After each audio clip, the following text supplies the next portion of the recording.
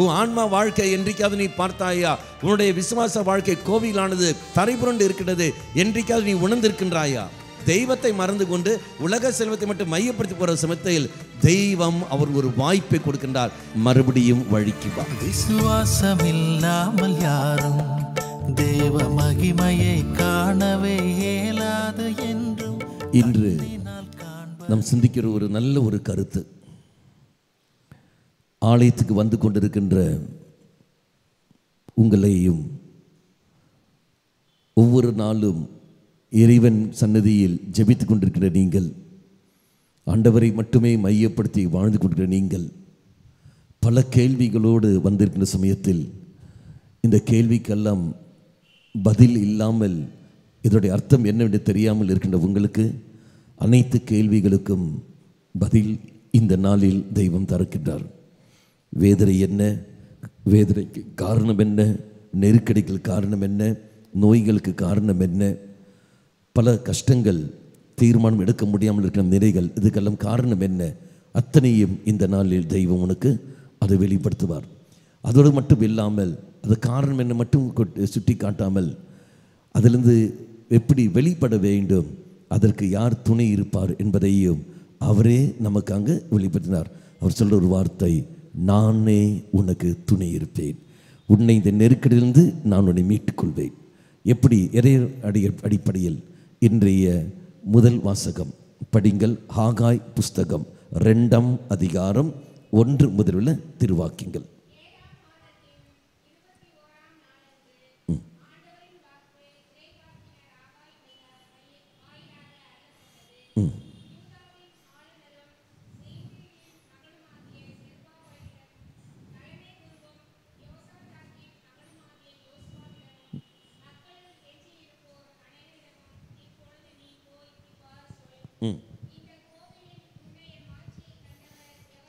இந்த கோவிலில் முன்னைய மாட்சியை கண்டவர் எவராகிலும் உண்டோ? அடுத்தது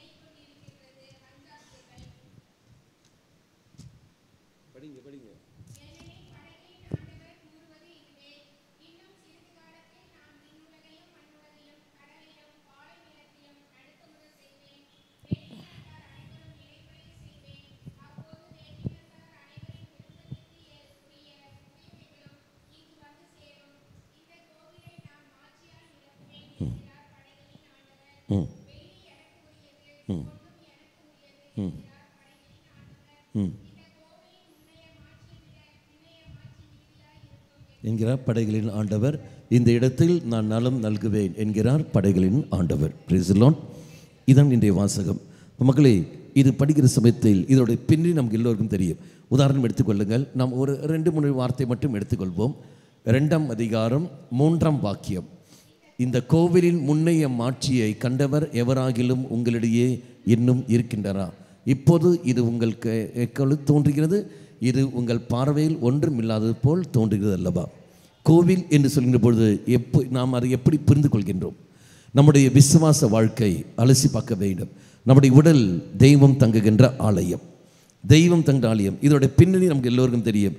இந்த பின்னணி என்பது என்ன? ஆகாய் இறைவாக்கினர் வழியாக தெய்வம் இஸ்ராயல் மக்களை பார்த்து சொல்கிற வார்த்தை என்னவென்று, நீங்கள் சுயநலத்தோடு வாழ்ந்து கொண்டிருக்கிறீர்கள், தெய்வத்தை மறந்து கொண்டு விசுவாச வாழ்க்கையை விட்டுக்கொண்டு நீங்கள் உங்கள் சொந்த காரியத்தை, சொந்த நாட்டை கட்டுவதற்காகவும் அதே மாதிரி என்ன செய்கிறீர்கள், உங்கள் சொந்த வாழ்க்கையை மட்டும் நீங்கள் பார்த்து கொண்டிருக்கிறீர்கள். ஆனால் உங்களுடைய ஆலயமானது அப்படி இடிந்திருக்கிறது. தெய்வத்துடைய ஆலயத்தை பற்றி ஒரு நாளும் கவலைப்படாமல் நீங்கள் வாழ்ந்து கொண்டிருக்கிறீர்கள். அப்போ தெய்வம் அவர்களை சொல்லி அவரை கண்டிப்பது தான் அது பார்க்கின்றோம். அதான் முதல் அதிகாரம். அதன் பிறகுதான் சில வார்த்தை என்பது, இதோ நான் உங்க கூட இருக்கின்றேன், மீண்டும் அதை கட்டி எழுப்புங்கள். அதை கட்டி எழுப்புகிற சமயத்தில் நான் உங்கள் கூட இருக்கின்றேன். இப்போ நீங்கள் பார்க்குற கோயிலுடைய முந்தனை மாட்சியானது பின்னிய மாட்சியை விட மிகவும் நன்றாக இருக்கும். இதுதான் அர்த்தங்கள். அப்போ நாம் பார்க்கணும் பொழுது எப்படி புரிந்து கொள்கிறோம்? கோவில் என்று சொல்கிற சமயத்தில் நம்முடைய ஆலயம், நம்முடைய ஆலயம் சொல்லும்போது என்னுடைய உடல் தான் அது கோயில், தெய்வம் தங்குகின்ற ஆலயம். எப்படி நம்ம எடுத்துக்க முடியும்? இதனுடைய பின்னணி எடுத்துக்கொள்ளுங்கள். ஆகாய் புஸ்தகம் 1ஆம் அதிகாரம், 1ஆம் அதிகாரம் படிங்கள் 2, 3, 4. யாராவது ஒருத்தர்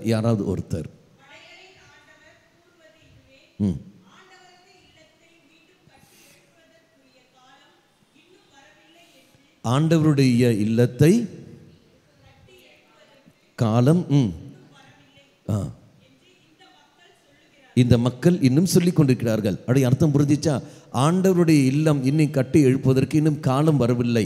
மக்கள் சொல்லிக் கொண்டிருக்கிறார்கள், ஆனால் தங்களுடைய வேலைகள் மட்டும் அதில் மட்டும் மும்முரமாக இருக்கின்றார்கள். அப்படி என்றால் இந்த நாட்களில் இறைவன் சொல்கிற ஒரு வார்த்தை, இதோ என் விசுவாச வாழ்க்கை கட்டி எழுப்பது இன்னும் காலம் வரவில்லை சொல்கிறோம் இல்லையா? என்னவென்று ஜெபமாலைக்கு வா என்று அழைக்கிற சமயத்தில் அவர்கள் சொல்கிற வார்த்தை என்ன? அது தானாக வரட்டும். ஒரு பக்கமாக வரும்போது அவங்களே ஆட்டோமேட்டிக்காக அவங்களுக்கு ஜெபமாலைக்கு அவங்க வந்துடுவார்கள். இப்போல்லாம் தேவையில்லை. நீ கட்டாயப்படுத்தக்கூடாது, கட்டாயப்படுத்தாதீர்கள். ஆலயத்துக்கு வருவதற்கு நீ கட்டாயப்படுத்தாதீர்கள். ஒரு சில பேர் அருத்தந்தர்களை பார்த்து சில வார்த்தைகள், ஏன் ஃபாதர் எங்களை கட்டாயப்படுத்துகிறீர்கள்? கோயிலுக்கு வான்னு ஏன் ஃபாதர் எங்களை கட்டாயப்படுத்துகிறீர்கள்? ஞாயிற்றுக்கிழமை திருப்பலிக்கு ஏன் ஃபாதர் எங்களை கட்டாயப்படுத்துகிறீர்கள்? பிள்ளைகளை மறைக்கல்விக்கு ஏன் ஃபாதர் கட்டாயப்படுத்துகிறீர்கள்? அவர்களுக்கு டியூஷன் உண்டு ஃபாதர், அவர்கள் அங்கே போகணும் ஃபாதர், இந்த மாதிரி சொல்லிக்கொண்டு பங்கு தந்த இடத்தில் அவருக்கு வாதாடுவதையும் அருட்கண்ணி இடத்தில் அவருக்கு வாதாடுவதையும் பெற்றோர்கள் வாதாடுவதையும் நாம் பார்க்கின்றோம். பல இடங்களில் அது சம்பவிக்கிற உன்னுடைய பங்கிலும் அது சம்பவித்து கொண்டு இருக்கின்றது. அதை நாம் பார்த்து கொண்டு தான் இருக்கின்றோம். என்ன காரணங்கள்? இதோ அதே மாதிரி தான் இதுவும் வருகிறது. விசுவாச வாழ்க்கை கட்டி வைப்பதற்கு இன்னும் நேரம் வரல.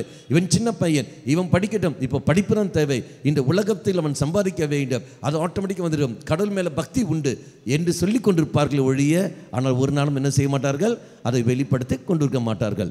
அப்போ காலம் கட்ட நேரம் வரவில்லை என்று சொல்லி கொண்டு இருக்கின்றார்கள். அடுத்த வார்த்தை,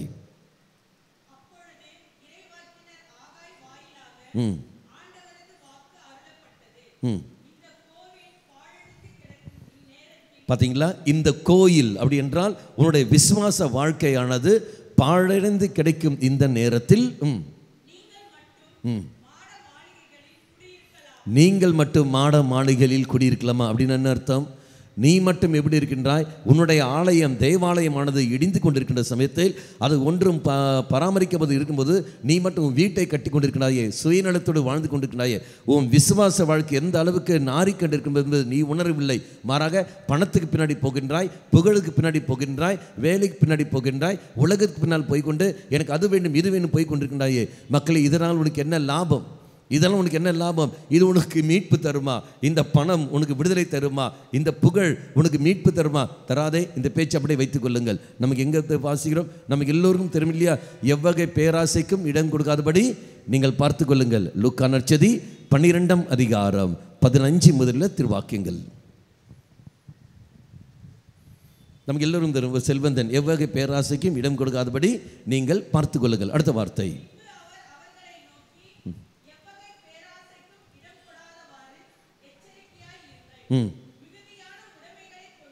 பார்த்தீங்களா? மிகுதியாக உடைமைகளை கொண்டு இருப்பதனால் ஒருவருக்கு வாழ்வு வந்து விடாது. அப்போ வாழ்வு வர வேண்டும் என்றால் உடைமைகள் அதிகமாக இருந்தால் வாழ்வு வந்துவிடுமா? உனக்கு பைசா இருக்குது, படிப்பு இருக்குது, சௌகரியங்கள் இருக்குது, எல்லாம் இருக்குது, ஆனால் உனக்கு வாழ்வு வந்து விட்டதா? நல்ல சமாதானம் உனக்கு இருக்கிறதா? அமைதி உனக்கு உறங்கி எவ்வளோ நாட்கள் ஆகின்றன? நீ உண்மையாக சிரித்து எவ்வளோ நாள் ஆகின்றன? நல்ல ஒரு உறவோடு உன் குடும்ப அங்கத்தினங்களோடு நன்றாக பேசி மனம் விட்டு பேசி சந்தோஷமாக பேசி எத்தனை நாட்கள் ஆகின்றன? உங்கள் ஏதாவது ஒரு கல்லங்கப்பட்ட நிலையில் இருக்க முடிகிறதா? இல்லையே. உனக்குள்ள ஒரு பயம், உனக்குள்ளே ஒரு இன்செக்யூரிட்டி மாதிரி ஒரு உணர்வு உனக்குள்ளே இருக்கிறது. என்ன காரணங்கள்? பணம் இருக்குது, பணம் இருக்குது, வசதி இருக்குது, உனக்குள்ள ஒரு செக்யூரிட்டி. நீ ஒரு 10 பேரை நீ வைத்துக் கொண்டிருக்கின்றாய், செக்யூரிட்டியாக நீ வைத்திருக்கின்றாய். உனக்கே பாதுகாப்பு இல்லை, உனக்கே பாதுகாப்பு இல்லை. ராத்திரி படுக்கும்போது உனக்கே பாதுகாப்பு இல்லை. நீயே ஒரு பாதுகாப்போடு நீ உட்கார்ந்து இருக்கின்றாய். பிறகு எப்படி வேணாலும் சொல்ல முடியும், நான் அமைதியாக இருக்கின்றேன், சந்தோஷமாக இருக்கின்றேன். பணம் இருந்து என்ன பிரயோஜனம்? பேரும் புகழும் இருந்து என்ன பிரயோஜனம்? படிப்பு இருந்து என்ன பிரயோஜனம்? ஒன்றுமில்லையே. அடுத்த வார்த்தை,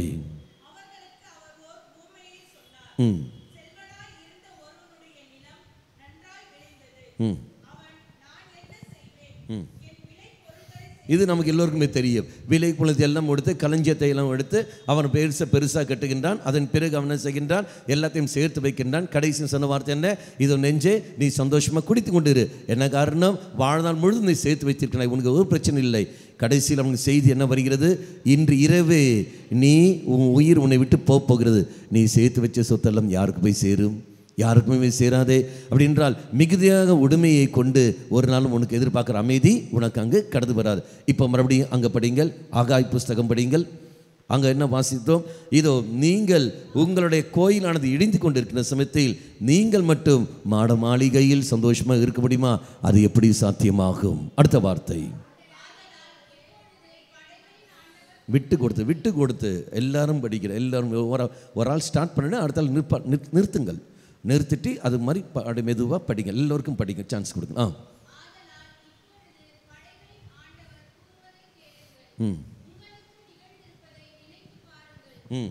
பார்த்தீங்களா?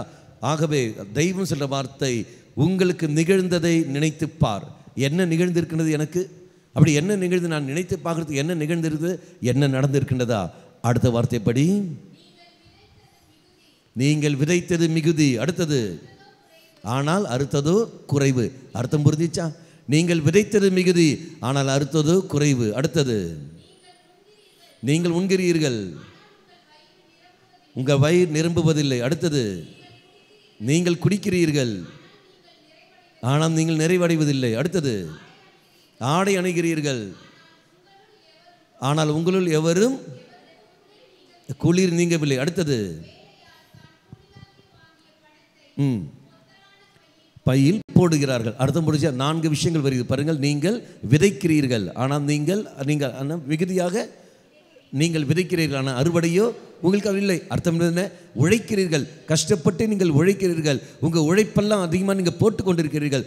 எவ்வளவுக்கு எவ்வளோ நீங்கள் உழைப்பு நீங்கள் போடுகிறீர்களோ, எவ்வளவுக்கு எவ்வளோ வருந்தி நீங்கள் உழைத்து கொண்டிருக்கிறீர்களோ, அதுக்கேற்ற வருமானம் உங்களுக்கு வருவதில்லையே. அதுக்கேற்ற வருமானம் உங்களுக்கு வருவதில்லையே. உங்களுக்குள்ளே அந்த வருமானம் வராத காரணத்தினால் உனக்குள்ளே விரக்தி, ஐயோ நான் இவ்வளோ கஷ்டப்பட்டும் எனக்கு எதுவும் கிடைக்கவில்லையே. பெற்றோர்கள் பிள்ளைகளுக்காக கஷ்டப்படுகிறார்கள். இதோ இவ்வளவு காரியம் நான் செய்த போதிலும் என் பிள்ளைகள் வாழ்க்கையில் முன்னேறுவதில்லை. அவங்களுக்கு நான் குறைவை எதில் வைத்திருக்கின்றேன்? எல்லாம் நான் நன்மை வைத்தேன், எல்லாம் நன்மைகளும் செய்தேன். என் பிள்ளைகளுக்கு என்னெல்லாம் கொடுக்க முடியுமோ அத்தனை நான் கொடுத்தேன். ஆனால் எதிர்பார்க்குற அன்பு அவர்கள் காட்டுவதில்லை, எதிர்பார்க்குற பாதுகாப்பு நன்மைகள் அவர்கள் தருவதில்லை. மாறாக வேதனையும் காயங்கள் மட்டுமே கொடுத்து இருக்கிறார்கள். அவன் எதிர்பார்க்குற கணவனுக்கு எதிர்பார்க்குற அனைத்தும் நான் செய்து விடுகின்றேன். என் கணவன் என்னெல்லாம் எதிர்பார்க்கிறாரோ அதெல்லாம் நான் கொடுக்கின்றேன். என் மனைவி என்னெல்லாம் எதிர்பார்க்கிறார்களோ அதெல்லாம் நான் செய்து கொண்டிருக்கின்றேன். இருந்த போதிலும் நான் எதிர்பார்க்கிறது எதுவுமே அங்கு கிடைப்பதில்லை. மாறாக மீண்டும் மீண்டும் வார்த்தையால் காயப்படுத்தியும் கேவலப்படுத்தியும் அசிங்கப்படுத்தியும் கொண்டிருக்கிறார்கள். நான் எங்கு போவேன்? விதைப்பது அதிகம், ஆனால் அறுப்பது குறைவு. அடுத்த வார்த்தை என்ன வருகிறது பாருங்கள், விதைப்பது அதிகம். அடுத்த வார்த்தை என்ன வருகிறது, நீங்கள் உண்கிறீர்கள் ஆனால் நிறைவதில்லை, குடிக்கிறீர்கள் ஆனால் இல்லை. அப்படி என்ன அர்த்தம்? வயிறு பசி, உணவுக்காக நீங்கள் உழைத்து கொண்டிருக்கிறீர்கள், அது வேண்டும் அது வேண்டும் சேர்த்து வைத்துக் கொண்டிருக்கிறீர்கள். ஆனால் ஆரோக்கியம் போய்கொண்டிருக்கிறது. என்னதான் நீங்கள் பார்த்த போதிலும், எவ்வளோதான் பார்த்து சாப்பிட்ட போதிலும் உனக்கு கேன்சர் வருகிறது, சுகர் வருகிறது, என்னாலும் நோய்கள் இல்லையோ புதுசாக ஒன்று உருவாக்கி கொண்டு அதை மாதிரி போய்கொண்டிருக்கிறது. நம்மளை நம்பிக்கொண்டு இஷ்டத்துக்கு ஆஸ்பத்திரி பாட்டுன்னு கட்டிக்கொண்டே இருக்கிறார்கள். அவங்க பாட்டு மல்டி ஸ்டோரி கட்டிக்கொண்டே இருக்கிறார்கள். என்ன காரணங்கள்? எப்படியாவது நோயாளிகள் இருந்தே தான் இருப்பார்கள், நோயாளிகள் வந்தே தீருவார்கள். அதனால் நிறைய நோய் வரும். நம்ம வாட்டு இஷ்டம் சம்பாதிக்கலாம், அவ்வாட்டு போய்கொண்டே இருப்பார். ஹாஸ்பிட்டல் பார்க்குற மூளைக்கு மூளை ஹாஸ்பிட்டல் கட்டிக்கொண்டே இருக்கிறார்கள். குணமாக வேண்டும் என்பதல்ல, அவங்க குணப்படுத்தினாலும் மறுபடியும் அவன் நோயோடு தான் திரும்பி வருவான். என்ன காரணங்கள்? தெய்வத்தை மையல்லாமல் நீ பாட்டு போய்கொண்டிருக்கிறாய். நீ உண்டு கொண்டு இருக்கின்றீர்கள், ஆரோக்கியத்தை நீ தான் இழந்து கொண்டே இருக்கின்றாய். அடுத்த வார்த்தை என்ன வருகிறது? ஆடை அணிவிக்கின்றீர்கள். அடுத்த வார்த்தை படிங்கள். ஆடை அணிகிறீர்கள், குளிர் நீங்கவில்லை. அப்படி என்றால் ஆடை எதுக்கு? மானத்தை காப்பதற்காக ஆடை. அதை பாதுகாப்பு, நீ உடலுக்கு பாதுகாப்பு கொடுக்கின்றாய். ஆனால் என்ன நடக்கிறது? மானம் போதா, பணம் உண்டு, புகழ் உண்டு, அந்தஸ்து உண்டு, எல்லாம் இருந்த போதிலும் ஆடை காக்கிறது, மானத்தை காக்கிற அந்த ஆடை கடைசியில் அந்த மானமே போய்விடுகிறதே. உன்னை யார் மதிக்கிறார்கள்? உன் பிள்ளைகள் வழியாக உனக்கு அவமானங்கள், உன் கணவன் வழியாக, உன் மனைவி வழியாக, உன் குடும்பம் வழியாக எவ்வளவு அசிங்கங்கள் இருக்கின்றன, எவ்வளவு விதமான காயங்கள் ஏற்பட்டு கொண்டிருக்கின்றன, எவ்வளவு அவமானங்கள் நீ பட்டு கொண்டிருக்கின்றாய். உன் மானம் கப்பல் ஏறிக்கொண்டு போய்கொண்டே இருக்கிறதே. அப்படி என்றால் என்னெல்லாம் அட்டகாசம் நீ செய்து கொண்டிருக்கின்றீர்கள். அடுத்த வார்த்தை, கூலியாக நீ பெற்ற அந்த பணத்தை என்ன செய்கிறார்கள்? பொத்தலான பையில் போடுகின்றாய், ஓட்ட பையில் நீ போட்டு கொண்டிருக்கின்றாய். வருமானம் வந்து கொண்டே இருக்கின்றது, செலவு போய்கொண்டே இருக்கின்றது. 100 ரூபா உனக்கு வருமானம், 200 ரூபா செலவு. 100 ரூபா எப்படி வருதுன்னு, செலவு எப்படி வருதுன்னு தெரியவில்லை. சேமித்து வைக்கணும்னு ஆசைப்படுகின்றேன், ஆனால் உன்னால் சேமித்து வைக்க முடியவில்லை. என்ன காரணம்? என்ன காரணம்? உனக்கு நிகழ்ந்ததை நினைத்து பார். அதான் வார்த்தை, உனக்கு நிகழ்ந்ததை நினைத்து பார். இதோ இங்கு உன்னுடைய கோயிலானது, ஆண்டவருடைய இல்லமானது பாழாய் கிடைக்கிற சமயத்தில் நீ மட்டும் மாட மாளிகைகளுக்கு ஒரு சந்தோஷமா இருக்கலப்பா. உன் விசுவாச வாழ்க்கையானது நாரி கெடுக்கிற சமயத்தில் நீ மட்டும் உலகத்தை மட்டும் மையப்படுத்தி போகின்றாயே. எனக்கு படிப்பு வேண்டும், எனக்கு வேலை வேண்டும், எனக்கு சௌகரியம் வேண்டும் என்று சொல்லி போய் கொண்டிருக்கிறாயே. உன் ஆன்மா வாழ்க்கை என்றைக்காவது நீ பார்த்தாயா? உன்னுடைய விசுவாச வாழ்க்கை கோவிலானது, உன்னுடைய கோயிலானது நாரி கிடக்கிறது, அது தரைபுரண்டு இருக்கிறது. என்றைக்காவது நீ உணர்ந்திருக்கின்றாயா? என்றைக்காவது உணர்ந்திருக்கின்றாயா? தெய்வம் அதை பார்த்து கொண்டிருக்கின்றார். இல்லையே, அவர்கள் உணர்வதில்லை. எனக்கு வேலை வேண்டும், படிப்பு வேண்டும், எனக்கு குழந்தை வேண்டும், எனக்கு திருமணம் நடக்க வேண்டும், இப்படி தான் போய்கொண்டிருக்கிறார்கள் ஒழிய தெய்வத்தை மறந்து கொண்டு உலக செல்வத்தை மட்டும் மையப்படுத்தி போகிற சமயத்தில் தெய்வம் அவருக்கு ஒரு வாய்ப்பை கொடுக்கின்றார். நீ அதை உணர வேண்டும். உன் வாழ்க்கையில் நடந்த சம்பவத்தை பார். இன்று நீ சந்திக்கிற பல பிரச்சனைகள், இன்று நீ சந்திக்கிற பல தடைகள், இன்று நீ சந்திக்கின்ற பல நோய்கள், இன்று நீ சந்திக்கிற பல குழப்பங்கள், அது எல்லாம் யாரு காரணம்? நீ மட்டும்தான் காரணம். தெய்வத்தை மறந்து கொண்டு நீ வாடுகிற சமயத்தில் உலகத்தை மையப்படுத்தி கொண்டு உலகத்துக்கு முக்கியத்துவம் கொடுத்து இறைவனுக்கு கொடுக்க வேண்டிய முக்கியத்துவத்தை இங்கே கொடுக்க மறந்து இந்த உலகத்துக்கு முக்கியத்துவம் நீ போகிற சமயத்தில் இது உனக்கு ஏற்படுற குழப்பங்கள். அப்போ என்ன செய்ய வேண்டும்? மறுபடியும் வழிக்கு வா, மறுபடியும் நீ வழிக்கு வா. இறைவனுக்கு மட்டுமே ஒன்றாம் ஸ்தானம் நீ கொடுக்கப்பார். எத்தனை பேர் ஞாயிற்றுக்கிழமை திருப்பலியில் காண்கின்றோம்? எத்தனை பேர் ஞாயிற்றுக்கிழமை திருப்பலிக்கு முக்கியத்துவம் கொடுக்காமல் ஏனோ தானுடைய பிஸ்னஸ்ன்னு சொல்லி போகிறார்கள், டியூஷன் உண்டு, வேலை உண்டுன்னு சொல்லி போகிறார்கள். எத்தனை பேர் எக்ஸாம் உண்டு, பரீட்சை உண்டுன்னு சொல்லி போய் கொண்டிருக்கிறார்கள். ஞாயிற்றுக்கிழமை மறைக்கல்விக்கு வராமல் இருக்கிறார்கள். நமக்கு எல்லோருக்கும் தெரியும் இல்லையா? வார்த்தை என்ன தெளிவாக கூறுகிறது? எடுத்து படிங்கள். விடுதலை பயணம் நூல் 20ஆம் அதிகாரம் 8 முதல் திருவாக்கியங்கள். விடுதலை பயணம் நூல் 20ஆம் அதிகாரம் 8 முதல் திருவாக்கியங்கள். அந்த ஹாகாய் புஸ்தகம் அப்படி வைத்துக் கொள்ளுங்கள். ஓய்வு நாள் தூயதாக கடைபிடிப்பதில் கருத்தாய் இருங்கள். அடுத்தது பார்த்தீங்களா? 6 நாட்கள் நீ உழைத்து உன் அனைத்து வேலையும் நீ செய்யலாம். அடுத்தது 7ஆம் நாள் உன் கடவுளுக்கான ஆண்டவருக்கான ஓய்வு நாள். அடுத்தது எனவே அன்று நீயும். ஓய்வு நாள் என்பது ஞாயிற்றுக்கிழமை பார்க்கின்ற சாதாரணமாக ஞாயிற்றுக்கிழமை. எனவே அன்று நீயும். அடுத்தது உன் மகனும். அடுத்தது உன் மகளும். அடுத்தது உன் அடிமை. அடிமை என்ன அர்த்தம்? உன்னுடைய அடிமை என்ன அர்த்தம்? உங்களுடைய அதிகாரத்தில் கீழ் இருக்கிறவர்கள் யார் வேணா இருக்கலாம். உங்கள் அடிமை உங்களுடைய அதிகாரத்தில் கீழே இருக்கிறவர்கள், அது உங்கள் வேலை செய்கிற மகனோ மகளோ அல்லது உங்கள் வீட்டில் பணி செய்கிறவர்களோ அல்லது யார் வேணா இருக்கலாம். உங்கள் அதிகாரத்தில் கீழே இருக்கிறவர்கள், அது அப்பனாக இருக்கலாம், மகனாக இருக்கலாம், யார் வேணா இருக்கலாம், எப்படி வேணா இருக்கலாம். இனி அடிமையும் அடிமை பெண்ணும். அடுத்தது உன் கால்நடைகள் என்ன அர்த்தம்? ஆடு மாடுகன உங்கள் பங்கு சாமியார் பூசை வைக்கிறாரா? அவர் என்ன தந்தை மகன் தூய் ஆவியான்னு சொல்லும்போது மாடு சொல்லு பாபே, ஆடு சொல்லு ஆடு மாடு சாமியார் பூசை வைக்கிறாரா? அந்த காலத்துக்கான வருமானத்துக்கு வழி அது ஆடு மாடு. அப்போ இந்த காலத்துக்கான வருமானத்துக்கான வழி அது உங்களுடைய வேலைகள், உங்களுடைய பிஸ்னஸ்கள், நீங்கள் என்ன பணி செய்கிறீர்களோ. அப்போ ஆசிரியர் என்றால் ஆசிரியர் பணி, டியூஷன் வழி என்றால் டியூஷன் பணி, அல்லது நீங்கள் நடத்துகிற கடை என்றால் அந்த கடைகள். எப்படியெல்லாம் நீங்கள் உங்களுக்கு எப்படியெல்லாம் வருமானம் வருகிறதோ அதுதான் உங்களுக்கு பார்க்கின்றோம். ஒரு சில பேருக்கு கால்நடைகள், ஆடு மாடு, அது பால் தருகிற விதங்கள். அப்போ அதை நம்ம பார்க்கின்றோம். அப்போ கால்நடைகள் யாதொரு வேலையும் செய்யக்கூடாதுன்னு சொல்வது என்ன அர்த்தம்? கடையெல்லாம் பூட்டி விட உட்காரதா? அல்ல, மாறாக இந்த கால்நடைகள் வழியாகத்தான் நீ எனக்கு எங்கள் வருமானத்தை போக்குகின்றேன், எங்கள் வருமானத்தை தருகிறேன், எங்கள் நன்மையை தருகிறேன். நன்றி தெய்வமே. அந்த கால்நடைக்காக ஒப்பு கொடுத்து கொண்டு என்ன பணி நீ செய்கின்றாயோ அந்த பணியை இறைசனில் ஒப்படுத்து கொண்டு நன்றி சொல்லி ஜெபிக்க வேண்டும். ஒரு நாள் தான் ஒழிய நீ உட்காந்து கடையை திறந்து வச்சுட்டு ஆடு மாடு மேய்க்க போகிறதுக்காக நாள் அல்ல. அந்த நாள் இறைவனுக்கு நன்றி சொல்ல வேண்டிய ஒரு நாள். அதான் கால்நடைகள் யாதொரு வேலையும் செய்யக்கூடாது. அப்படி என்றால் அர்த்தம் என்ன? கடை பூட்டி உட்காரதல்ல. ஆண்டவரே, இந்த கடைகள் வழியாக, இந்த கால்நடைகள் வழியாக, இந்த பிஸ்னஸ் வழியாக, இந்த தொழில் வழியாக, இந்த ஆசிரியர் பணி வழியாக, இந்த டியூஷன் வழியாக நான் என்ன பணி செய்கிறேனோ அதன் வழியாக என்னை என் குடும்பத்தை நீ காத்து கொண்டு வருகின்றீரே, நன்றி தெய்வமே என்று சொல்லிக்கொண்டு இறைவனுக்கு நன்றி சொல்ல வேண்டிய ஒரு நாள் தான் ஓய்வு நாள். அந்த நாள் உன் இஷ்டத்துக்கு செய்வதற்காக அல்ல. அதனை வாசிக்கிறோம். எசையா புஸ்தகம் 58ஆம் அதிகாரம் 13-14. எசையா புஸ்தகம் 58ஆம் அதிகாரம் 13-14.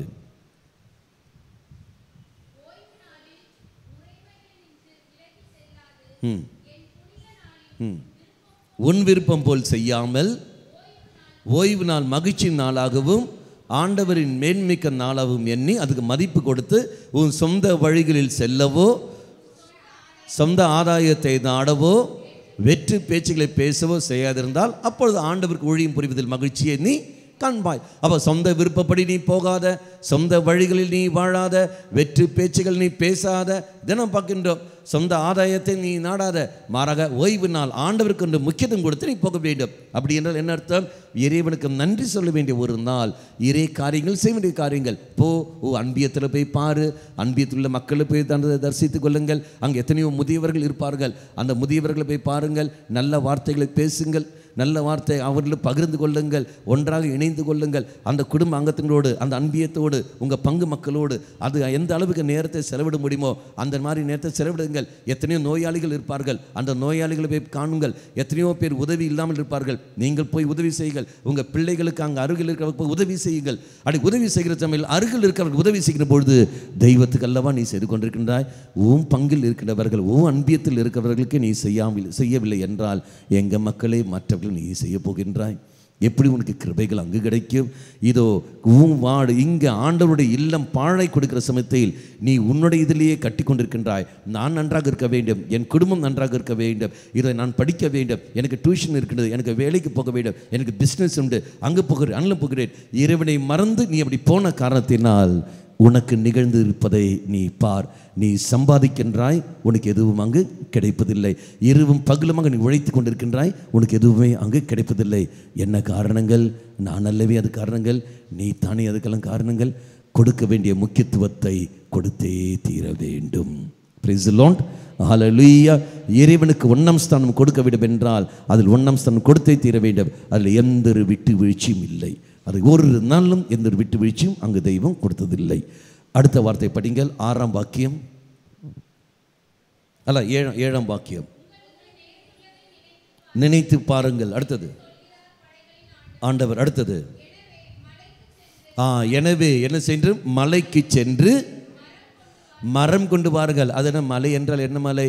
நாம் என்ன புரிந்து கொள்கின்றோம் இந்த சூழலில்? நாம் எப்படி புரிந்து? மலை என்றால் எது? கல்வாரி மலை. கல்வாரி மலை பலிப்பீடம். இனி மரம் என்றால் என்ன மரம்? சிலுவை மரம். அப்படி என்றால் கல்வாரி மலை சிலுவை என்ன அர்த்தம்? இயேசுவின் சிலுவையை நோக்கு, பலியாகு. உன்னுடைய விருப்பத்தை அல்ல, தெய்வத்துடைய விருப்பத்தை நிறைவேற்று. இயேசு கிறிஸ்து யாருடைய விருப்பத்தை நிறைவேற்ற அந்த உலகத்தில் வந்தார்? தந்தையின் விருப்பத்தை நிறைவேற்ற வந்தார். அப்படி என்றால் பலியாவது, மக்களுக்காக பலியாவது. அதே மாதிரி கணவன் மனைவிக்காக நீ பலியாவு. உன்னுடைய சொந்த காரியத்தில் ஈடுபட்டு கொண்டிருக்காதே. மனைவி கணவனுக்காக நீ பலியாகு, உன்னுடைய சொந்த காரியத்தில் ஈடுபட்டு இருக்காதே. பிள்ளைகள் பெற்றோருக்காக நீங்கள் பலியாகுங்கள், பெற்றோர்களை பிள்ளைகளுக்காக பலியாகுங்கள். அப்படி என்றால் விசுவாசத்தில் பலியாகு. அல்லது அவன் செய்கிற பாவத்துக்கெல்லாம் துணை போகிறதல்ல. பையனுக்காக நான் எல்லாம் உழைக்கின்றேன், அவனுடைய வாழ்க்கைக்காக எல்லாம் உழைக்கின்றேன், என் கணவனுடைய நன்மைக்காக உழைக்கின்றேன். என்ன நன்மை? நீ உழைத்த காரணத்தினால் அவனுக்கு நன்மை வந்திருக்கின்றதா? இல்லையே, மாறாக பணம் தான் நீ கொடுத்திருக்கின்றாய் ஒழிய விசுவாச கல்வி எங்கே கொடுத்திருக்கின்றாய்? விசுவாச வாழ்க்கைக்காக என்ன நீ பலியா இருக்கின்றாய்? விசுவாச வாழ்க்கையில் உன் கணவனுக்காக மனைவிக்காக நீ பலியாகவில்லை. விசுவாச தலத்தில் இதோ உன் மகனுக்காக மகளுக்காக நீ பலியாகவில்லை. விசுவாச தலத்தில் நீ பலியாக. உலகத்தில் அல்ல, உலகத்தில் அல்ல. உலக படிப்பு அதை வந்து விடுவான், அதில் தலைப்பொரு விஷயம் கிடையாது. இந்த பைசாவுக்காக நீ பலியை கொண்டிருக்கின்றாய். ஆனால் விசுவாச தலத்தில் நீ பலியாகவில்லையே. அது யார் தப்பு? உன்னுடைய தப்பு. அதனால் நிகழ்ந்ததை நீ பார். உன் வாழ்க்கை நட சம்பவத்தை சந்தோஷத்தை பார். அவன் பார்க்கின்றான், பணம் இருந்த காரணத்தினால் தான் ஓடி வருகின்றான், ஆனால் ஆலயத்துக்கு வருவதில்லை. காரணம், எனக்கு வேலை, எனக்கு பிஸ்னஸ், ஜெபமாலை பண்ண எனக்கு நேரம் இல்லை. பணம் இல்லாத சமயத்தில் தெய்வமே மையண்டு பொழுது வந்தவன் பணம் வந்த உடனே, அதிகாரம் வந்த உடனே, அங்கே எல்லாம் வந்த உடனே ஆட்டோமேட்டிக்காக இறைவனை மறந்து வாழ்கின்ற ஒரு வாழ்க்கை. அது என்ன வாழ்க்கை? அது என்ன வாழ்க்கை? விசுவாச தலத்தில் நீ பலியாகவில்லை. அதனால மலைக்கு வா, இதோ மரத்தை கொண்டு வா. அப்படி என்றால் மீண்டும் பலியாக சிலுவை. அடுத்த வார்த்தை, என் இல்லத்தை மீண்டும் கட்டி எழுப்பு. அப்படி என்றால் விசுவாசத்தை மீண்டும் கட்டி எழுப்பு. விழுந்து போன அந்த வாழ்க்கையை மீண்டும் போன அந்த விழுந்து மீண்டும் அது உயர்த்தி பிடி, மீண்டும் உயர்த்தி. அடுத்த வார்த்தை, அது எனக்கு உகந்ததாக இருக்கும். தெய்வம் சொல்ற வார்த்தை, அந்த விசுவாச வாழ்க்கை மீண்டும் நீ கட்டி எழுப்புற சமயத்தில் அது எனக்கு உகந்ததாக இருக்கும். நீ படிச்சுட்டு நீ படிப்பை மட்டும் கவனித்துக் கொண்டு அவனுக்கு பணத்தை மட்டும் கொடுத்து கொண்டு இருக்கிற என்றால் அது எனக்கு உகந்ததாக இருக்கும் தெய்வம் சொல்லவில்லை. மாறாக அவன் விசுவாச தலத்தில் அந்த ஆலயமானது தரபுரண்டு இருக்கின்றது, மீண்டும் கட்டி எழுப்பு, நான் உகந்ததாக இருப்பேன். அடுத்த வார்த்தை பார்த்தீங்களா, அந்த இடத்தில் நான் மாட்சியோடு இருப்பேன். நீ பணம் சம்பாதித்து வைக்கிறாய்ப்பார், பேரு புகழமோடு இருக்கிறாய்ப்பார், அங்கு நான் மாட்சி வருவேன் என்று தெய்வம் சொன்னவில்லை. அங்கு தெய்வம் சொல்லவில்லை, விசுவாச தலத்தில் நீ உயர்ந்து வர வேண்டும். ஆனால் இன்று எங்கு போய்விட்டது உன்னுடைய பிள்ளைகள்?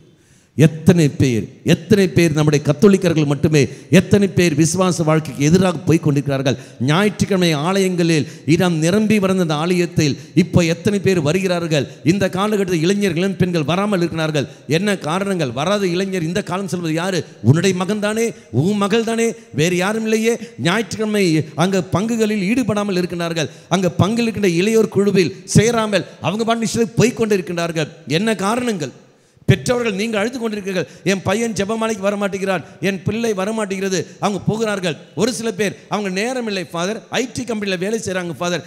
எந்த அளவுக்கு பைசாக நீ முக்கியம் கொடுக்கின்றாய்? அவனுடைய வாழ்க்கை சூழலை அப்படியே மாறிக்கொண்டிருக்கிறது. பகலில் அவன் வருகின்றான், உறங்கி கொண்டிருக்கின்றான், இரவு நேரத்தில் வேலை செய்து கொண்டிருக்கின்றான். அவனுடைய சிஸ்டம் பாடி அப்படியே மாறிக்கொண்டிருக்கிறது. சோர்ந்து போய்விடுகின்றான், சிந்தனையும் சோர்ந்து போய்விடுகிறது, உடலும் சோர்ந்து போய்விடுகிறது. எப்படி அவனுக்கு ஆற்றல் கிடைக்கும்? பிறகு திருமணம் நடக்கிற சமயத்தில் குழந்தை இல்லைன்னு சொல்லும்போது தெய்வம் அது காரணங்கள், காரணங்கள். இறை சன்னதியில் எந்த அளவுக்கு நீ பாவத்தில் இருக்கின்றாய், இறைவனை மறந்து கொண்டு பைசாவுக்கு முக்கியம் கொடுத்து போன காரணத்தினால் அவனுடைய படைப்பை திறனும் அங்கே போய்விடுகிறது. மக்களே, இறைவன் சொல்ற வார்த்தை, எனக்கு உகந்ததாக இருக்க வேண்டும் என்றால் மலைக்கு வா, பலியாக விசுவாச தலத்தில் நீ பலியாக வேண்டும். மற்ற தலத்தில், உலக தலத்தில் நீ பலியாகிறீர்கள், அது உன்னுடைய பாடு. தெய்வம் அங்கு சொல்லவில்லை. மீண்டும் படியுங்கள், அடுத்த வார்த்தை எப்படி படியுங்கள்? பார்த்தீங்களா, மிகுதியான அறுவடைக்காக நீங்கள் காத்திருந்தீர்கள், ஆனால் கிடைத்ததோ சிறிதளவு. மிகுதியான அறுவடைக்கு நீங்கள் காத்திருந்தீர்கள். காரணம், என்னை மறந்து கொண்டு மலைக்கு வராமல் மரத்து மேல் நம்பிக்கை வைக்காமல் நீ போன காரணத்தினால் மிகுதியான அறுவடைக்கு காத்து கொண்டு இருந்தீர்கள். உழைத்தீர்கள், பணம் கொடுத்தீர்கள், எல்லாம் கொடுத்தீர்கள், மிகுதியார் காத்திருந்தீர்கள், ஆனால் கிடைத்ததோ ஒரு சிலது. பிஸ்னஸ்க்கு பணம் எல்லாம் போட்டீர்கள், ஆனால் வருமானமோ அங்கே இல்லை. உழைத்தீர்கள், ஆனால் எதுவும் இல்லை. பிள்ளைகளுக்கு எல்லாம் நீங்கள் கொடுத்தீர்கள், ஆனால் பிள்ளைகிட்ட வருமானம் எதுவும் வருவதில்லை. எல்லாம் கொடுத்தீர்கள், டியூஷன்லாம் வைத்தீர்கள், பையன் ஃபெயில் ஆகி கொண்டு தான் வந்து நிற்கின்றான். நல்லதை நீ கற்றுக் கொடுத்தீர்கள், அப்படின்னு சொல்லி கற்றுக் கொடுத்தீர்கள். கடைசியில் குடிகாரனாக வந்து நிற்கின்றான், போதைக்கு அடிமையை கொண்டு வந்து நிற்கின்றான். காதலித்து வேறொரு மகளை காதலித்து கொண்டு குடும்பத்தில் பிரச்சனை உண்டு செய்து கொண்டு அதன் பிறகு போய் கொண்டிருக்கின்றான். விசுவாச வாழ்க்கை போய்விட்டது. விசுவாச வாழ்க்கை போய்விட்டு எனக்கு தேவையில்லைன்னு சொல்லி போய்கொண்டு வாழ்கின்ற ஒரு வாழ்க்கை எப்பேற்பட்ட பாவத்தில் போய்கொண்டிருக்கிறான் பார். நீங்கள் உழைத்தீர்கள், பலன் வரவில்லை. அடுத்த வார்த்தை தள்ளிவிட்டேன். அடுத்தது பார்த்தீங்களா, என்னுடைய இல்லம் பாழடைந்து கிடக்கின்ற பொழுது நீங்கள் ஒவ்வொருவரும் உங்கள் வீட்டை கட்டுவதிலேயே நீங்கள் கருத்தாயிருந்தீர்கள். என்னுடைய வீடு, என்னுடைய விசுவாச வாழ்க்கை, இதை என்னுடைய ஆலயம் பாழடைந்து கிடைக்கிற சமயத்தில் நீங்கள் உங்கள் வீட்டை கட்டிலே குறியார்ந்தீர்கள். நீங்களே பாருங்கள், உங்கள் பங்கு தளத்தில் எடுத்துக்கொள்ளுங்கள். கோடிய ரூபாய் கொடுத்து கொண்டு உங்கள் ஆலயத்தை நீங்கள் கட்டிக்கொண்டு எழுப்பி கொண்டு வருகிறீர்கள். பங்கு மக்கள் எல்லோரும் வர வேண்டும் என்பதற்காக ஆலயத்தில் மக்கள் வெளியே நிற்கிறார்களே, அப்போ வெளியே நிற்கிற இடம் பத்தாது, அதனால் வெளியே கொஞ்சம் ஆலயத்தை பெரிதுபடுத்தலாம் என்று சொல்லிக்கொண்டு கோடி ரூபாயில் செலவு செய்து பெருசாக கட்டுகிறீர்கள். அப்போ கெடுத்த பதிலும் உள்ளே வரவேண்டிய தானே, அப்போ என்ன செய்கிறார்கள்? வெளியே தான் நிற்கிறார்கள். அப்பவும் வெளியே தான் நிற்கிறார்கள். எல்லோரும் உள்ளே வருவதற்காக தான் ஆலயம் பெரிது கட்டுகிறார்கள். எல்லோருக்கும் நல்ல முறையில் உட்காந்து ஜெபிக்க வேண்டியதற்காக அந்த இன்டீரியர் டெக்கரேஷன்லாம் செய்து கொண்டு என்ன செய்கிறார்கள்? நேர பைசாவை செலவிடுகிறார்கள். என்னதற்காக? அந்த ஒரு அட்மாஸ்பியர், அந்த ஜெபிக்கிற ஒரு அட்மாஸ்பியர் கொண்டு வர வேண்டும் என்பதற்காக அவங்க எடுக்கிற முயற்சி எவ்வளவு அழகாக பண்ண முடியுமோ மேக்சிமம் அழகை அவர்கள் ஏற்படுத்தி கொண்டு மக்கள் ஆலயத்துக்குள்ளே அமர்ந்து கொண்டு ஜெபிக்க வேண்டும் என்ற உணர்வை ஏற்படுத்துவதற்காக அருத்தந்தர்கள் அங்கே பாடுபடுகிறார்கள். மக்களும் பாடுபடுகிறார்கள். அதற்கான கோடான கோடி ரூபாய் செலவிடுகிறார்கள். ஆனால் செலவு நடக்கிறது ஒழிய ஆலயம் முழுக்க மக்கள் வருகிறத காலையிலும் சரி ஞாயிற்றுக்கிழமைகளும் சரி தினந்தோறும் திருவிழும் சரி 10 பேர் தான் பங்கெடுக்கிறார்கள். 600 குடும்பம் இருக்கிற பங்கில் பங்கெடுக்கிறது எத்தனை பேர்? 50 பேர் 100 பேர் தினந்தோறும் பூசையில், 50 பேர் 100 பேர் தினந்தோறும் பூசையில். அதே பிறகு மாலை திருப்பலி நடந்தால் ஒரு 150 பேர் 200 பேர். ஞாயிற்றுக்கிழமை திருப்பலி பங்கெடுக்கிற சமயத்தில் அங்கே வரும் ஒரு 300 பேர் 400 பேர். 600 குடும்பம் இருக்கிற இடத்தில் சாதாரண ஒரு குடும்பத்தில் 2 பேர் போட்டாலே எவ்வளோ ஆயிடுச்சு? 1200 பேர். 1200 சர்வசாதாரணமாக 1200 பேர் வந்த. அப்படி என்றால் தினந்தோறும் திருப்பலிக்கு நீ வருகின்ற பொழுது குடும்பத்திலிருந்து ஒரு நபராவது வந்திருக்கலாமே, குழந்தையிலோ முதியவர்கள் யாராவது ஒருத்தர் வந்திருக்கலாமே. ஆலயம் பெரிதாக இருக்கிறதே, ஏன் வருவதில்லை? ஏன் வருவதில்லை? உணர்வில்லை.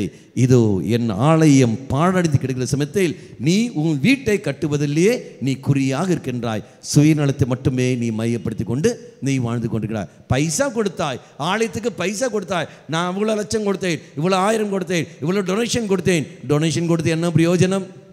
ஆலயம் வந்து விட்டது, மக்கள் இருக்கா, பில்டிங் வந்து விட்டது, விசுவாச வாழ்க்கை வந்து விட்டதா? இல்லையே.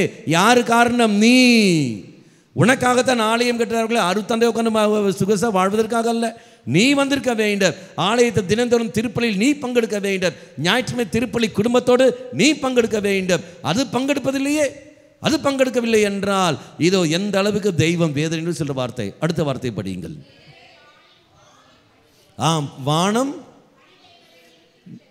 வானம் பணிவதை நிறுத்திவிட்டது. அப்படின்னா என்ன அர்த்தம்? நன்மைகள் தெய்வத்தை பொழிவதை உன் வாழ்க்கையில் உன் குடும்பத்தில் தெய்வம் பொழிய வேண்டிய நன்மைகளை தெய்வம் நிறுத்திவிட்டார். தெய்வம் நிறுத்திவிட்டால் நான் உனக்கு நன்மைகள் கொடுத்தேன், கிருபைகள் கொடுத்தேன், உனக்கு சக்தியை கொடுத்தேன், அறிவை கொடுத்தேன், உடலில் ஆரோக்கியம் கொடுத்தேன். அதை கொண்டு விசுவாச வாழ்க்கையை கொண்டு வந்திருக்க வேண்டும். ஆனால் நான் தந்த அறிவை கொண்டு உலகத்துக்கு நீ போய்விட்டாய். நான் தந்த ஆரோக்கியத்தை கொண்டு உலகத்துக்கு நீ போய்விட்டாய். நான் தந்த செல்வாக்கை பயன்படுத்தி கொண்டு உலகத்தை மையப்படுத்தி போனாய் ஒழிய விசுவாச தளத்தில் விசுவாச வாழ்க்கையில் ஒன்றுமே அங்கு காணுமே. அந்த அறிவை கொண்டு எத்தனை பேரை நீ கடவுள் சன்னதியில் கொண்டு வந்திருக்கின்றாய். அந்த ஆரோக்கியத்தை கொண்டு எத்தனை பேர் கடவுள் சன்னதியில் கொண்டு வந்திருக்கின்றாய். உனக்கு தந்த அந்த செல்வாக்கை கொண்டு எத்தனை பேரை நீ கடவுள் சன்னதியில் கொண்டு வந்திருக்கின்றாய். எத்தனை பேரை விசுவாச வாழ்க்கையை நீ கொண்டு வந்திருக்கின்றாய். எத்தனை பேரை பாவத்திலிருந்து நீ விடுதலை நீ கொடுத்திருக்கின்றாய். இல்லையே, எதுவும் செய்யவில்லையே. மாறாக அவர்களையும் விசுவாச வாழ்க்கையில் வந்தவர்களையும் நீ வெளியே துரத்தி அல்லவா நீ போயிருக்கின்றாய். எந்த அளவுக்கு வானம் பொழிவதை தெய்வம் நிறுத்திவிட்டார். உனக்கு நன்மை தருவதை தெய்வம் நிறுத்திவிட்டார். சிறு வயது சொல்ற வார்த்தை, சிறு வயது நல்ல ஆரோக்கியமாக இருந்தேன் ஃபாதர், நல்லா சிந்திச்சு கொண்டிருந்தேன், இப்போ என்னால் சிந்திக்க முடியவில்லை. என்ன காரணம்? இது சிறு வயதில் நான் நல்ல ஆரோக்கியமாக எல்லாம் படைப்பு திறனோடு செய்து கொண்டிருந்தேன் ஃபாதர், ஆனால் இப்போது எனக்கு அந்த படைப்பு திறன் இல்லை. என்ன காரணம்? என்ன காரணம்? உனக்கு நிகழ்ந்திருப்பதை நினைத்துப்பார். அடுத்த வார்த்தை, நிலமும் விளைச்சல் தர மறந்து. அப்படி என்றால் என்ன அர்த்தம்? நிலம், வானம் மழை வருகிற சமயத்தில் நிலமானது அதனுடைய பயிர் வழியாக உனக்கு தரும். அப்படி என்றால் உன்னுடைய உழைப்பின் கனிகள், உன்னுடைய உழைப்பின் கனிகள் உனக்கு பலனங்கு இல்லை. உன்னுடைய பிஸ்னஸ் தோல்வி, உன்னுடைய படிப்பு தோல்வி. நீ அப்ளை செய்வாய், விசாக்கு அப்ளை செய்வாய், உனக்கு கிடைக்காது, மற்றவங்களுக்கு கிடைத்திருக்கும். நீ வேலைக்கு அப்ளை பண்ணுவாய், உனக்கு இன்டர்வியூ போவாய், உனக்கு கிடைக்காது, மற்றவங்களுக்கு கிடைத்திருக்கும். உனக்கு தகுதி இருக்கும், இருந்த போதிலும் ஒரு பிரயோஜனம் இல்லை. தகுதி இல்லாதவன் அவன் பெற்றுக்கொண்டு போய்கொண்டு இருப்பான். உனக்கு அவன் மேல் வெறுப்பு, பொறாமை இருக்கும், கடவுள் மேலே விரக்தியும் போய்விட. ஏன் ஆண்டவர், ஏன் ஆண்டவரையா? வா காட்டுகிறேன், உனக்கு நிகழ்ந்ததை நிகழ்ந்து எண்ணிப்பார். அடுத்த வார்த்தை,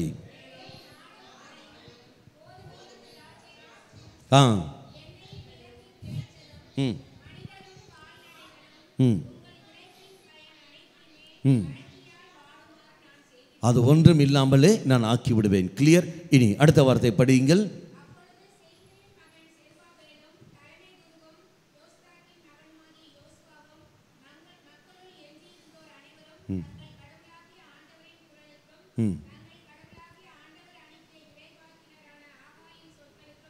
அவர்கள் அங்கு செவி கொடுத்தார்கள்.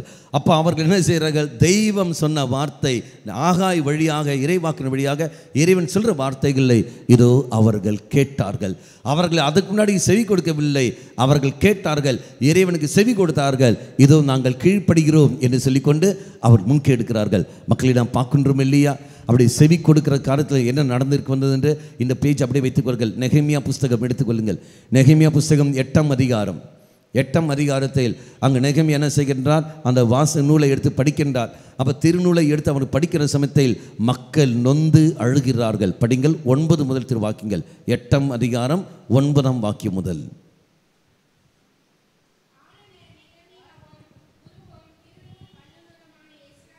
ம் ம் ம்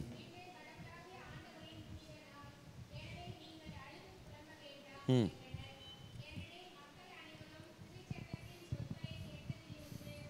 அழுது கொண்டு புலம்பிக் கொண்டிருந்தார்கள். அவர் சொல்ற வார்த்தை, நீங்கள் அழாதீர்கள். இதோ காரணம், இறை வார்த்தை கேட்டவுடனே மக்கள் அழ புலம்ப ஆரம்பித்தார்கள். ஐயோ, நாங்கள் தவறு செய்துவிட்டோம் என்று அவர்கள் புலம்ப ஆரம்பித்தார்கள். அப்போ இறைவாக்கு சொல்ல வார்த்தை, எடாம் நீங்கள் அழாதீர்கள், நீங்கள் புலம்ப வேண்டாம், காரணம் தெய்வம் உங்களை காத்துக் கொள்வார், நீங்கள் புலம்பாதீர்கள் என்று சொல்ல வார்த்தை. தொடர்ந்து படியுங்கள். அப்படியே ம் ம் ம்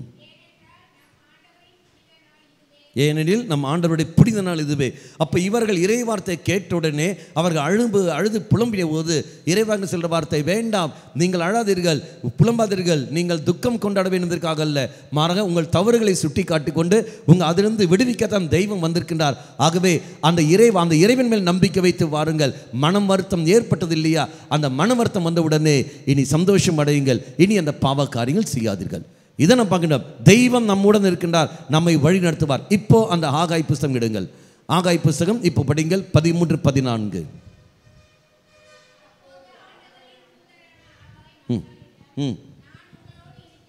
பார்த்தீங்களா? நான் உங்களோடு இருக்கின்றேன். அடுத்தது என்று அவர் கூறுகின்றார். அப்போ தெய்வம் சொல்ல வார்த்தை, இதோ நீங்கள் பாழாய் கிடந்து இருக்கிறீர்கள், என்னுடைய இல்லமானது பாழாய் கிடக்கிற சமயத்தில் நீங்கள் மட்டும் மாடமடைகள் வாழ்ந்து கொண்டிருக்கிறீர்கள். ஆனால் உங்களுக்கு நிகழ்ந்ததை பாருங்கள், நீங்கள் கஷ்டப்படுகிறீர்கள், ஆனால் எதுவுமே உங்களுக்கு பலன் வருவதில்லை. ஆகவே இப்படி நஷ்டம், வேதனை, காயங்கள், அவமானங்களை பட்டு கொண்டிருக்கிற சமயத்தில் நீ புலம்பிக் கொண்டிருக்கிற ஆகாய் இறைவாக்கின் வழியாக தெய்வம் வார்த்தையை கொடுக்கின்றார்.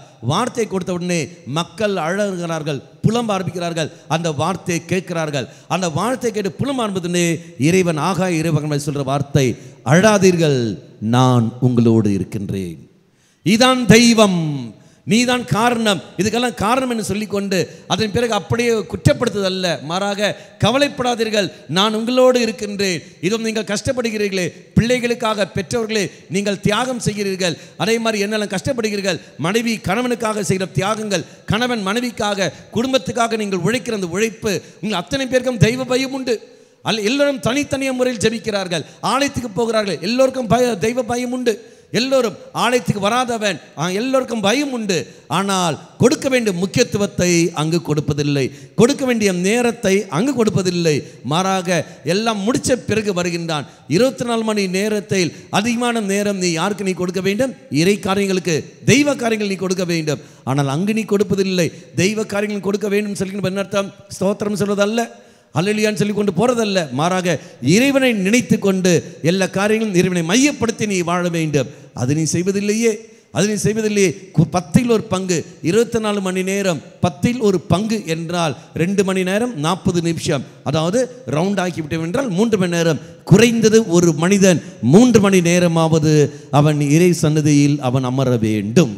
அது வீடோ ஆலயமோ எங்க வேணா இருக்கட்டும், வீடு ஆலயம் எங்க வேணா இருக்கட்டும், குறைந்தது 3 மணி நேரமாவது அவன் இறை சன்னதியில் 10ல் ஒரு பங்கு இறைவனுக்கு அவன் நேரத்தை கொடுக்க வேண்டும். அப்படி நேரத்தை அவன் கொடுக்கிற சமயத்தில் அந்த குடும்பமும் அவனுக்கு தெய்வ கிருபைகள் தங்கும். எங்க இறைவனுக்கு 10ல் ஒரு பங்கு நீ கொடுக்கின்றாய்?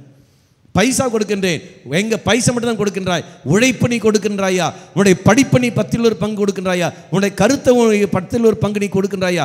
இல்லையே, அது கொடுப்பதில்லை. பைசா மட்டும் நீ கொடுத்துக்கொண்டு என் 10ல் ஒரு பங்கு நான் சாமித்து விடுகிறேன், அதில் பிரயோஜனம் இல்லையே. 10ல் ஒரு பங்கு நேரத்தை நீ மையப்படுத்தியிருக்க வேண்டும். இறைவனுக்கு நீ கொடுக்கிற சமயத்தில் தெய்வம் உன்னை கொண்டு பெரிய காரியங்கள் செய்வார். இறை வார்த்தை கேட்ட உடனே மக்கள் பார்க்கிறார்கள், இதோ அழுது புலம்புகிறார்கள். இறைவன் சொல்ல வார்த்தை, நான் உன்னோடு இருக்கின்றேன், நான் உங்களோடு இருப்பேன், நீங்கள் கவலைப்படாதீர்கள். அடுத்த வார்த்தையை படியுங்கள். 14வது வாக்கியம். ம் ம்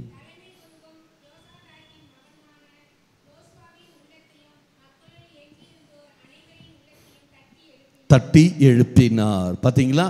அப்படி என்றால் சோர்ந்து போன அந்த மனிதர்கள், தங்களுக்கு நேர்ந்ததை அவமானப்பட்டு சோர்ந்து போன அவர்கள், சிந்தனையிலும் கருத்துக்களிலும் செயல்படுவிலும் சோர்ந்து போன அவர்கள், உடல் உழைப்பில் சோர்ந்து போன அவர்கள், எதையோ என் வாழ்க்கை இப்படி ஆகிவிட்டதே, எனக்கு எல்லாம் தோல்வியில் கொண்டு வருகிறது, விரக்தி நிலையில் போன அவர்களை தெய்வம் தட்டி எழுப்புகின்றார். தட்டி எழுப்புற அர்த்தம் என்ன? தூண்டுகின்றார். எடா நீ கவலைப்படாதே, நான் இருக்கிறேன் உன்னுடன், எழுந்திரு.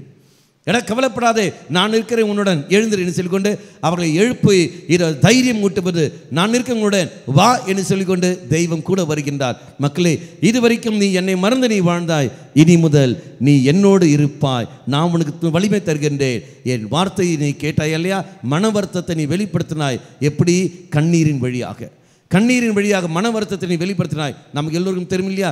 கண்ணீரின் வழியாக மன வருத்தத்தை வெளிப்படுத்தின அந்த சகோதரி பேர் அந்த பாவியான பெண். நான் வாசிக்கிறோமே, எப்படி கூந்தலால் துடைக்கின்றான், நறுமண தைலம் வீசுகிறார். சொன்ன வார்த்தை என்பது என்ன? இதோ இவள் அதிகமான பாவங்கள் செய்த, அதிகமான அன்பு செய்த காரணத்தினால் எல்லாம் மன்னிக்கப்படுகின்றன. அன்பின் வெளிப்பாடு கண்ணீரானது அன்பின் வெளிப்பாடு. அந்த மன வருத்தத்தின் அடையாளம் அது. அந்த மன வருத்தத்தின் அடையாளத்தை நீ வெளிப்படுத்தியிருக்கின்றாய், புலம்பியிருக்கின்றாய். கவலைப்படாதே, நான் உன்னோடு இருப்பேன், உன்னை நான் தட்டி எழுப்புவேன். பெற்றோர்களே, பிள்ளைகளை ஒப்புக்கொடு. உங்களுக்கு நிகழ்ந்ததை நினைத்துப்பார். இன்று உன் குடும்பம் இப்படி இருக்க காரணம் என்ன? இன்று நாங்கள் இப்படி சோர்ந்து போக இருக்க காரணம் என்ன? எங்கள் வாழ்க்கை இப்படி போய்விட்டதே என்று சொல்லிக் கொண்டிருக்கின்றாயே, அது ஏன் அப்படி இருக்கு என்று சிந்தித்து பாருங்கள். சிந்தித்து பார்த்து அந்த மகளை தெய்வ பார்த்தல் கொண்டு வா. அந்த குடும்ப அங்கத்தினர்களை பலிப்படுத்தல் கொண்டு வார்கள். அங்கு கொண்டு வரும் சமயத்தில் இறைவன் பார்த்து கொள்வார். ஆனால் அதுக்கு முன்னாடி உனக்கு மன வருத்தம் ஏற்பட வேண்டும். ஆண்டவரே, நான் அல்லவா இதுக்கெல்லாம் காரணங்கள்? நான் என் மகனை மட்டுமே தான் பார்த்தேன், என் பிள்ளைகளை மட்டுமே தான் பார்த்தேன், என் கணவனை மட்டுமே தான் பார்த்தேன், என் மனைவிக்காக மட்டுமே நான் பார்த்தேன். என் விசுவாச வாழ்க்கையை நான் பார்க்கவில்லையே. உங்கள் விசுவாச வாழ்க்கை எப்படி இருக்குன்னு பாருங்கள். முதலில் உங்கள் ஆலயம், நீங்கள் எங்கே எப்படி இருக்கிறீர்கள், அது தரைப்புரண்டு அல்லவா இருக்கின்றது. அதன் பிறகு மற்றதெல்லாம் போக வேண்டும். சுயநலத்துடர்பாக நீங்கள் பார்க்க நமக்கு எல்லோருக்கும் தெரியும் இல்லையா? மத்தேயு நற்செய்தி 6ஆம் அதிகாரம், மத்தேயு நற்செய்தி 6ஆம் அதிகாரம் 25 வாக்கியங்கள் உங்களுக்கு எல்லோருக்கும் தெரியும், படிங்கள். உயிர் வாழ எதை உண்பது, எதை குடிப்பது என்றோ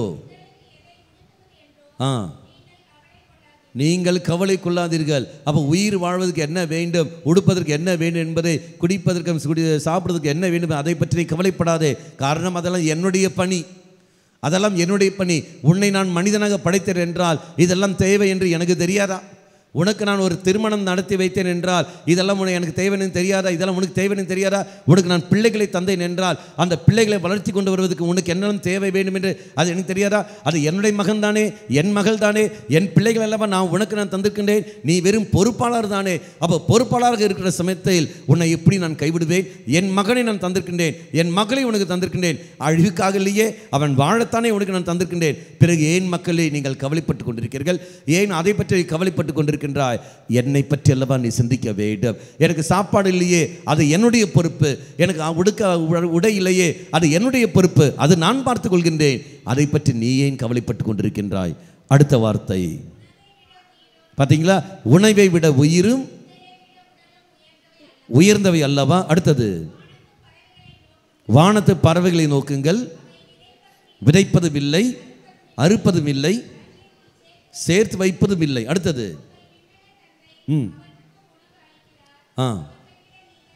அவற்றை விட நீங்கள் வேணாங்களா? அப்போ சாதாரண இந்த மிருகங்களுக்கு எல்லாம் தெய்வம் உணவு கொடுக்கிற சமயத்தில் தன்னுடைய உருவிலும் சாயிலும் முன்னையும் படைத்த தெய்வம் எப்படி மக்களே நம்மளை கைவிடுவார்? உன் பிள்ளைகள் அனாதையாக போக வேண்டும், உன் பிள்ளைகள் கஷ்டப்பட வேண்டும் என்று தெய்வம் விரும்புவாரா? உனக்கே அவ்வளோ அக்கறை என்றால் படைத்த தெய்வத்துக்கு எவ்வளோ அக்கறை இருக்கும் நமக்கு எல்லாம் தெரிஞ்ச விஷயம் தானே. அதனால் படிங்கள் 33வது வாக்கியம். அதனால் அனைத்துக்கு மேலாக அவருடைய ஆட்சியையும் ஏற்படையும் நீங்கள் நாடுங்கள், பிறகு இதெல்லாம் உனக்கு சேர்த்து கொடுக்கப்படும். அடுத்த வார்த்தை, நாளைக்காக ஏன் கவலைப்பட்டு கொண்டிருக்கிறீர்கள்? அடுத்தது, நாளை கவலையை போக்க நாளையே உங்களுக்கு வழி பிறக்கும். அப்போ அதனால் உனக்கு தேவை இறைவனுடைய ஆட்சியை மட்டும் நீ நாடு. அவருக்கு என்ன தேவையோ ஏற்படுமையோ அது மட்டும் நீ தேடு.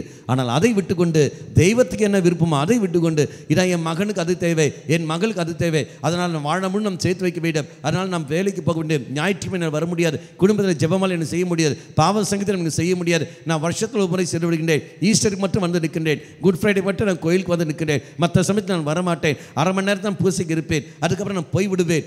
எத்தனை பேர் பாதியிலேயே திருப்பலியில் பாதியிலே எழுந்து போகிறார்கள்? நற்கருணை வாங்கி முடித்த உடனே எத்தனை பேர் போகிறார்கள்?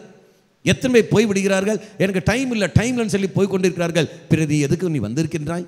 டைமில் நிற்பிலேயே நீ வருகின்றாய் எந்த அளவுக்கு? ஆனால் அதே வேலை செய்கிற இடத்தில் ஓட்டி எக்ஸ்ட்ரா டைம் அங்கே நீ அமர்ந்து கொண்டு இருக்கின்றாய், ஸ்கூலில் அங்கே எக்ஸ்ட்ரா டைம் டியூஷன் அங்கே அமர்ந்து கொள்கின்றாய். ஆனால் தெய்வ சன்னதியில் அங்கே அமர்வதிலேயே தெய்வ சன்னதியில் எங்கே எக்ஸ்ட்ரா டைம் எடுக்கின்றாய்? ஆலயத்துக்கு வருவதுக்கு முன்னாடி ஒரு அரை மணி நேரம் முன்னாடி உன்னால் ஆலயத்துக்கு முன்னாடி வர முடிகிறதா? அங்கே உட்காந்து உன்னால் தயாரிப்பு கொடுக்கப்படுகிறதா? திருப்பலியும் முடித்த பிறகு ஒரு அரை மணி நேரம் நன்றி சொல்லி ஆண்டவரே நன்றின்னு சொல்லி அங்கே உட்கார முடிகிறதா? இல்லையே, அங்கே உடனே ஓடி போய் விடுகிற என்றால் எந்த அளவுக்கு நீ நான் தெய்வத்துக்கு ஒன்றாம் ஸ்தானம் கொடுக்கிறோம் என்று பார். எங்கு நாம் போகின்றோம்? அப்போ முதலில் இறையாட்சியை நீ நாடு, அவருக்கு உகந்தவை எதுவோ அதை நீ தேடு, மீதி எல்லாமே தெய்வம் கொடுப்பார். உனக்கு வேண்டிய சாப்பாடு, உனக்கு வேண்டிய ஆடைகளை தெய்வம் தந்தை தருவார். அந்த இறைவனை மறந்து நீ புகழ சமத்தில் எந்த அளவுக்கு உனக்கு நிகழ்ந்ததை பார், உனக்கு என்ன நடந்திருப்பார். அப்போ எச்சரிக்கை தெய்வம் தருகின்றார். அது அன்பின் வெளிப்பாடு. சொல்கிற வார்த்தை, மகனை சோர்ந்து பொறுக்கிற நீ, நான் உன்னோடு இருக்கின்றேன், உயர்ந்து என்னை தட்டி எழுப்புகிற தெய்வம், உன்னை அனாதை விட மாட்டேன், நான் கூட இருப்பினை கொண்டு என்னை வழி நடத்துகிற தெய்வம் தான் நம்முடைய தெய்வம். இந்த நாட்களில் இங்கு வந்திருக்கிற நீ, உன்னுடைய குடும்பத்தில் பல பிரச்சனையோடு இருக்கிற நீங்கள், பல சூழலில் நீங்கள் பல நெருக்கடியில் வாழ்ந்திருக்கிற நீங்கள், உங்களுக்கு நிகழ்ந்ததை எண்ணி பாருங்கள். இறைவனுக்கு நீங்கள் முக்கியத்துவம் கொடுத்தீர்களா? அல்லது உங்கள் காரியத்துக்கு உங்கள் குடும்பத்துக்கு நீங்கள் முக்கியம் கொடுத்தீர்களா? குடும்பத்துக்காக நான் உழைக்கின்றேன், குடும்பத்துக்காக இரவும் பகலும் உழைத்து கொண்டிருக்கின்றேன், என் கணவனுக்காக நான் உழைத்து கொண்டிருக்கின்றேன், உன் கணவனுக்காகவும் மனைவிக்காகவும் பிள்ளைகளுக்காக நீ உழைத்தாய், நாட்டுக்காக நீ உழைத்து கொண்டிருந்தாய், தெய்வத்துக்காக விசுவாச வாழ்க்கைக்காக அந்த விசுவாச தளத்தில் என்ன தியாகம் நீ செய்திருக்கின்றாய்? உன் விசுவாச வாழ்க்கை வளர்த்து கொண்டு வருவதற்கு என்ன நினைக்கின்றாய்? நம்பிக்கையில் தளராமல் இருப்பதற்கு என்ன காரியம் நீ செய்திருக்கின்றாய்? ஒன்றுமில்லையே, ஒன்றுமில்லையே. இறை காரியம் நீ போக நான் உறுதியோடு இருப்பதற்கு ஒரு காரியம் நீ செய்யவில்லையே. பிறகு எப்படி மக்களை இதில் நீ உழைத்து என்ன பிரயோஜனம்? அதனும் பார்க்கின்றோம். என்னுடைய வீடு, என்னுடைய ஆலயம் இங்கே தளர்ந்து இருக்கிற சமயத்தில், தகர்ந்து கொண்டிருக்கிற சமயத்தில் நீ மட்டும் உன் வீட்டை கட்டுவதிலே குறியாக இருக்கின்றாயே, உன்னுடைய வாழ்க்கையை மட்டும் நீ பார்த்து கொண்டிருக்கின்றாயே. சுயநலம் உள்ள ஒரு வாழ்க்கைத்தானே இறை பார்க்கின்றார். வா, என் வீட்டை நீ கட்டப்பாரு, உன் விசுவாச தலத்தை உயர்த்தப்பாரு, மீதி நான் உன்னை பார்த்துக் கொள்கின்றேன். Praise the Lord. எழுந்து நிற்போம்.